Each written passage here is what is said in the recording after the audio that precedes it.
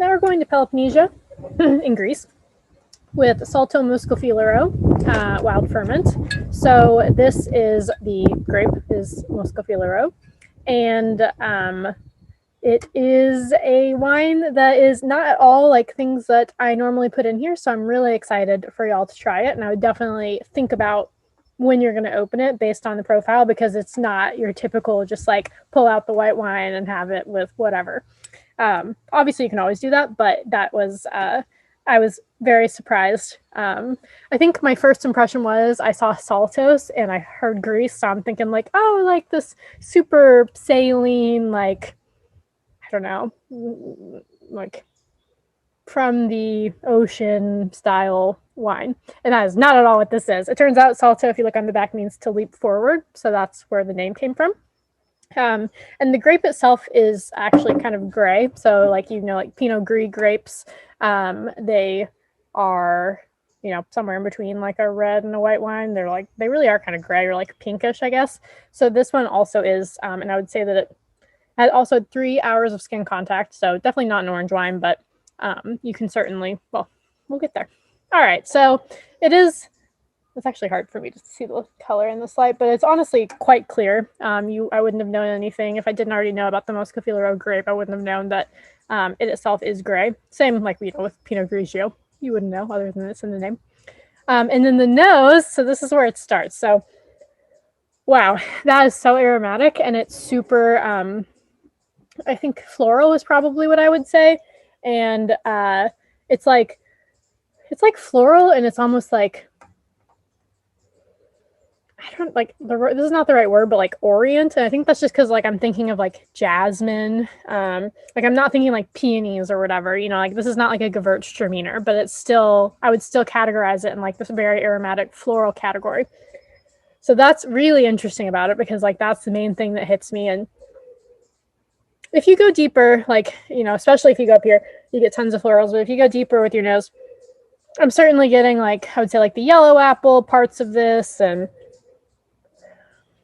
I don't know. It smells like it's going to taste lean, and like it's going to potentially have some residual sugar. But again, we always have to separate sweetness from like florality or like fruitiness, because this smells like it's going to be sweet, but I know that it's not. So let's try it.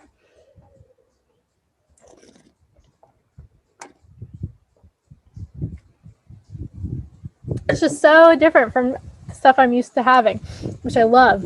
So it's like round, and the, you know, like the jasmine and like this, like it's like tea quality, I think I would say to it. I think I'm also getting tea a little bit on this because it should have a teeny bit of tannin if it had some time on the skin.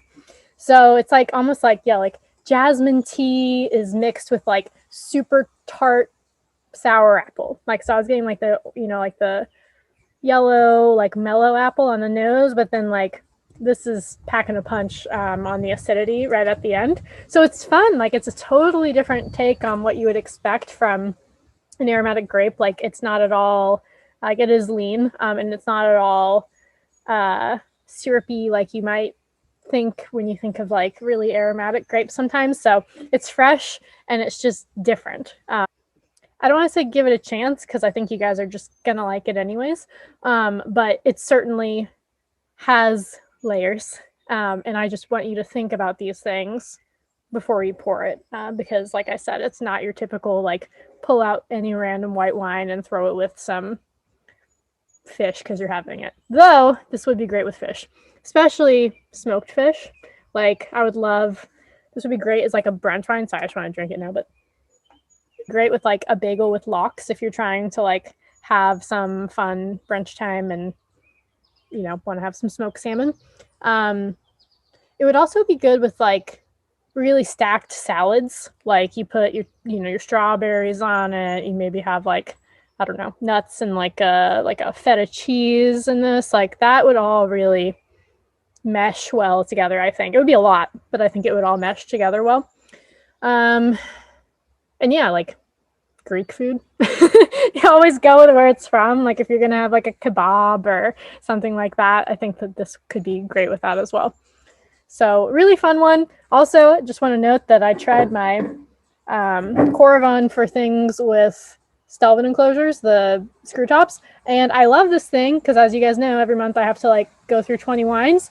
So now I can keep this wine for another 4 weeks, even though I took the top off, and not have to drink it. So I can really plan for when I open this. Not at all sponsored, but if you don't drink wine very often, I love my Coravons. I use them all the time. So enjoy and plan ahead for this one.